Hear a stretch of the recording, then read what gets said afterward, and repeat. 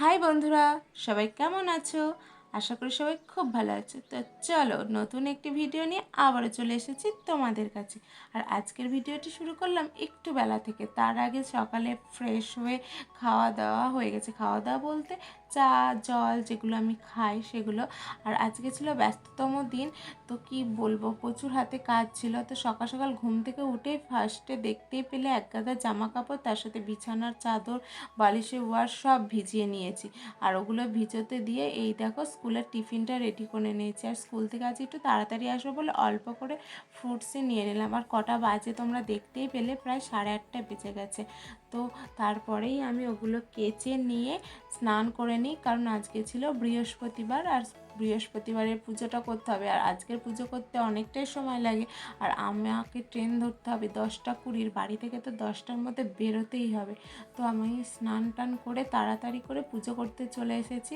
আর পুজো করে নিয়ে তারপর খাওয়া দাওয়া করে রেডি হয়ে একদম বেরিয়ে যাব। আর আজকের দিনটি ছিল মহাবীর জয়ন্তী, তোমরা অনেকেই জানো। তো কিছু স্কুল ছুটি দিয়েছিল, কিছু স্কুল ছুটি দেয়নি। তো আমাদের স্কুল ছিল হাফ, তো হাফ স্কুল তো যেতেই হবে, একটাই ছুটি। তো তারপর দেখো পুজো করে নিই, পুজো করে নিয়ে এই যে বিছানা চাদর কেচে দিয়েছি আর একটা, আর এই যে এটা পেতে নিলাম। এই বিছানার চাদরটাও আমার ভীষণ ভীষণই পছন্দ। তো দেখো ঘরটাকে বেশ মানে বেড কভারটা ছাড়া কেমন একটা ফাঁকা ফাঁকা লাগছিল, তো বেড কভারটা দেওয়ার পর কতটা না ভালো লাগছে। আর এই যে দেখো যার বিছানা তাকেই শুয়ে নিলাম। তারপর দেখো পুজো করে আমি তো বিছানা পেতে নিলাম, বিছানা পেতে নিয়ে প্রসাদ নামিয়ে নিয়েছি, প্রসাদ নামিয়ে খাওয়া দাওয়া করে নিয়েছি। আর এই যে দেখো তখনও আমার চুলটা শুকায়নি, কারণ এই ভিজে মাথায় যদি যায় স্কুলে, তারপর সারাদিনের ব্যাপার, উরি বাবারে প্রচণ্ড মাথা ব্যথা করবে, তাই খুব বিরক্ত লাগছিল। এখনও চুলটা শুকাতে পারলাম না, কারণ তার 5-10 মিনিট পরেই আমাকে বেরোতে হতো। তো বারবার করে চুলটা মানে কি বলবো, ফ্যানের তলায় ঘুরছিলাম, এমনকি ছাদ থেকেও দুবার ঘুরে এসেছিলাম রোদ লাগানোর জন্য। এই রোদে কি আর চুল শুকানো সম্ভব? আর যাই হোক, তো তারপর দেখো এই ড্রেসটাও পরে নিয়েছি আজকে। আর কোনো ড্রেস মানে মোটামুটি বলতে সব ড্রেসই কেচে দিয়েছি প্রায়, দেখতেই পেলে তোমরা সকালবেলা। তো এই যে পুচকি বলছে যে মনি তোমাকে আজকে স্কুল যেতে হবে না। তো আমি বললাম যে ঠিক আছে, আমি আজকে তাড়াতাড়ি চলে আসবো, যাই। তো ও বললো ঠিক আছে। তো তারপর দেখো একদম আমার ওই যে বললাম বিনুনি, ওটা ছাড়া তো আমার গরমে কোনো কোনো কোনো কোনো হেয়ার স্টাইল জানা নেই। তো ওটাই করে নিয়েছি। আর এই যে দেখো স্কার্ফটা গলা দিয়ে জড়িয়ে নিলাম, আর এই যে সানগ্লাসটা পরে নেবো, আর মাওবাদী সেজে নেবো এবার। এই মাওবাদী সাজলে না নিজেকে কেমন হিরোইন হিরোইন মনে হয়, কারণ কেউ আমাকে চিনতে পারে না, সানগ্লাসটার মধ্যে দিয়ে টুকুস টুকুস করে সবাইকে দেখা যায়। আমিও ভাবি যে কেউ কি আমার সানগ্লাসের মধ্যে দিয়ে তার দিকে তাকানোটা বুঝতে পারে? আচ্ছা তোমরা বলো তো, এটা কি হয় যে চশমা পরে আছে সে কোন দিকে তাকাচ্ছে সেটা বোঝা যায়? তোমরা কিন্তু অবশ্যই কমেন্ট করে জানাবে। আমার আবল তাবল প্রশ্ন হতে পারে, তোমরা একটু গুছিয়ে উত্তর দিতে পারো, ঠিক আছে? তো চলো যাওয়া যাক। মাওবাদী তো একদম সেজে নিয়েছি, মাওবাদী তো না কি আর বলবো, ওই যে বলে স্পাইডারম্যান, একদম স্পাইডারম্যানের মতো লাগছে। দেখো মাথাটা তো একদম না ন্যাড়া মুন্ডির মতো হয়ে গেছি। তো দেখো তোমাদের সাথে গল্প করতে করতে স্টেশনে পৌঁছে গেছি। আর স্টেশনে দেখতেই পাচ্ছ মোটামুটি কি বলবো, রোদ ভালোই আছে। আর ওই যে দূরে লোকজন দাঁড়িয়ে আছে স্টেশনে, প্রায় ঢুকবে। তো 10টার দিকে বেরোলে আমি মোটামুটি 10টা 20 ট্রেনটা আরামসে ধরা যায়। তো একটু স্পিডে চালাতে হয়। তো শীতকালে কোনো ব্যাপার ছিল না, একটু স্পিডে চালালেও কোনো কি বলবো, ঘাম হতো না, তো শরীরটা অতটা খারাপও করতো না। কিন্তু এই গরমকালে ওরে বাবা, একটু স্পিডে চালালে মানে 10 মিনিট চালানোর পরে এসে মানে 1 বোতল জল দিলেও কম হয়ে যাবে নিজের জন্য, এতটাই শরীর খারাপ করে। তো এখন থেকে ঠিকই করে নিয়েছি 9:30টার মধ্যে একদম রেডি হয়ে 10টার অনেকটা আগেই বেরিয়ে যাব, যাতে আস্তে আস্তে যেতে পারি।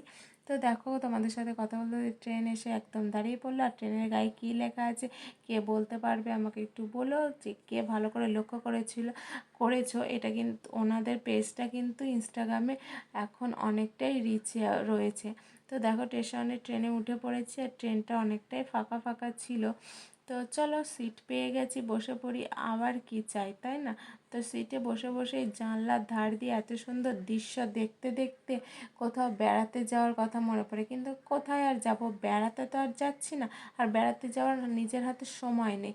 তো স্টেশনে নামবো, নেমে স্কুলে যাব, আর কী করব, প্রত্যেক দিন এটাই আমার ট্যুর হয়ে গেছে এখন। তো সবাই দেখো যারা দিনমজুর তারা তাদের মতো বেচা কেনা করছে। তারপর দেখো আজকে স্টেশনে নেমে পড়লাম, আর আজকে যে রুটটা দিয়ে যাই ওটা দিয়ে যাব না, এদিক দিয়ে যাব, কারণ এদিকে একটু কাজ আছে, সেই কাজগুলো সারবো, সেরে যাব। আর এই দিয়ে যে জায়গাগুলো দেখছো স্টেশনের, এগুলোতে আগে প্রচুর প্রচুর দোকান ছিল, আর দোকানগুলোতে ভ্যারাইটিস রকমের জিনিসও পাওয়া যায়, তবে এখন আর কিছুই পাওয়া যায় না। আর দোকানগুলো কোথায় বসেছে আমি তাও ঠিক সঠিক করে জানি না, কারণ তাদেরকে আমি দেখতে পাই না। আর এইদিকে দেখো সামনেই চৈত্র মাস শেষ হতে চলেছে, আর বৈশাখ মাস মানে আমাদের বাঙালির পহেলা বৈশাখ, নতুন বছর আসছে। তো তার জন্য মানুষ কেনাকাটা করতে ভীষণ ব্যস্ত। আর পয়লা বৈশাখ মানে সেই ছোট্টবেলাকার কথা মনে পড়ে, আতা গাছে তোতা পাখি থেকে শুরু করে কত রকমের ছড়া লেখা সেই টেপ জামা গেঞ্জি। তো সেই টেপ জামা গেঞ্জি উঠে গেছে, কিন্তু সেই রকম আদলের কিছু জামা কাপড় এখনও রয়ে গেছে, সেগুলোই বিক্রি চলছে। কোথাও 40 টাকা, কোথাও 80 টাকা, কোথাও 100 টাকা, এইভাবে চলছে।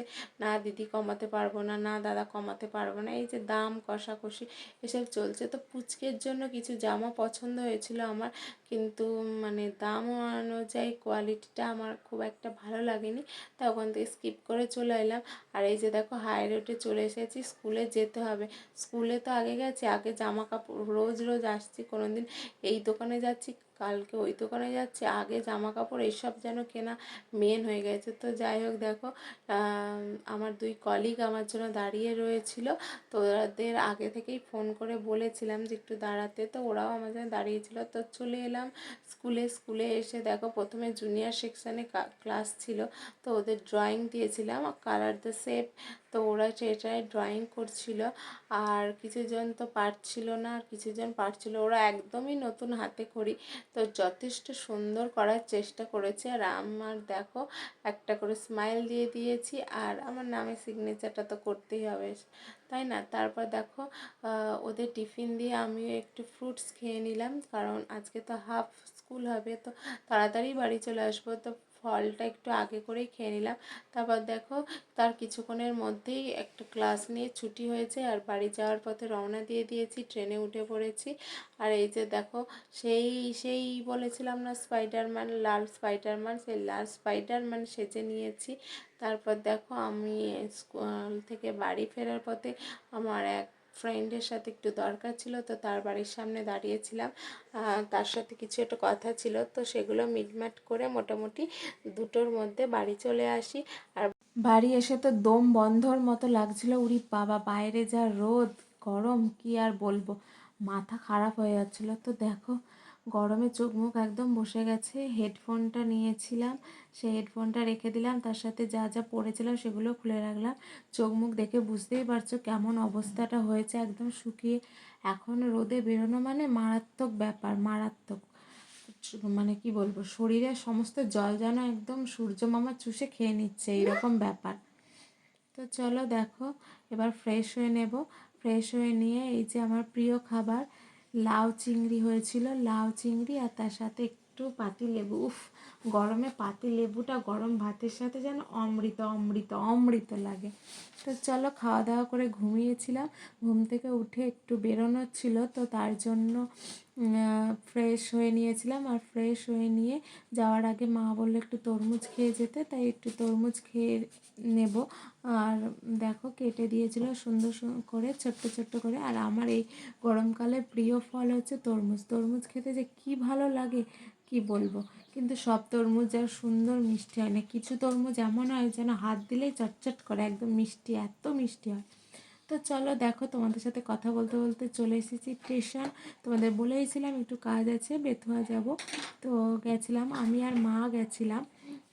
আর এই যে দেখো স্টেশনে এই মাধবী ফুল গাছগুলো দেখলে আমার তো কি বলবো ভীষণ ভীষণ মন খারাপ হয়, কারণ আমি যখন ছোটো ছিলাম 5 কি 6, তখন আমি স্কুল থেকে ফেরার পথে একটা চারা এনে আমার বাড়িতে লাগিয়েছিলাম, সেই চারাটা এত বড় হয়েছিল, সারা বৈশাখ মাস আসলেই প্রায় চৈত্র মাসের শেষ থেকে এত ফুল দিত, গেটটা পুরো ভরে যেত। প্লাস ওই গাছের শিকড় আমাদের বাড়ি থেকে মাটি ভেদ করে করে একদম পাশের বাড়ি গিয়ে সেই পাশের বাড়িতে তার শিকড় গজিয়ে গাছ হয়েছিল এই গাছ। আর এখন সেই গাছের একটা বিন্দু মাত্র নেই, আর সে ফুল তো হয়ই না। এই টাইমটা পুরো গেটটা ভরে থাকতো, কিন্তু এখন কোনো রকম ফুলের চিহ্ন নেই। কী আর বলবো, মন খারাপ হয়, কিন্তু ফুলগুলো দেখে বেশ ভালোই লাগছিলো। আর এই যে দেখো স্টেশনে এই ডালিম ফলের গাছটা হয়েছে, এত পরিমাণে ডালিম ফল হয়েছে তোমাদের যে কি বলবো, তোমরা দেখতেই পাচ্ছ। আর ডালিম ফলগুলো দেখে খুবই লোভ লাগছিলো। তো যাই হোক, দেখো চলে গেছিলাম কাজটা শেষ করে বাড়ি ফেরার পালা। অনেকটা রাত হয়ে গেছিলো। আমি আর মা স্টেশনে অপেক্ষা করছিলাম 2 নম্বরে, আর 1 নম্বরে ট্রেন আসলো, আর আমাদের ট্রেনটাও এবার আসবে। কিন্তু আমরা খুব ভয়ে ছিলাম, কারণ প্রচণ্ড ঝড় শুরু হয়েছিল আর বৃষ্টি যখন তখন নামার মতো অবস্থা ছিল।